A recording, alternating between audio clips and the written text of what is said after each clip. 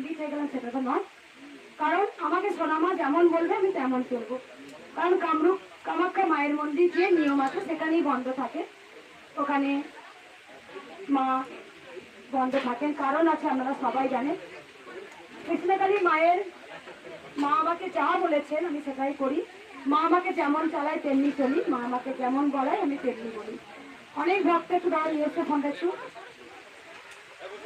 দেখিয়ে দিয়ে একটু, প্রচুর আজকের দিনেও ভক্ত এসেছে। কারণ আমাকে সোনামা যা বলেন আমি সেটাই করি।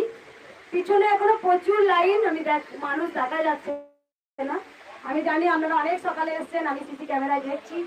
বাড়িতে অনেক কাজ থাকে, সেগুলো টুকটাক করে করি। মায়ের পুজো করা, গোপালকে স্নান করানো, আমি কালকে ভিডিও দেখিয়েছি। তো যার দেরি হয়ে যাবে, আমি সামান্য একটু ছোট্ট কথা বলে আমি ভিতরে যাচ্ছি। আর প্রথম হচ্ছে একটা কথাই, নাম জপ করবেন কলিযুগের কৃষ্ণ কালী মা। ভালো করে দেখুন, ভালো করে আমি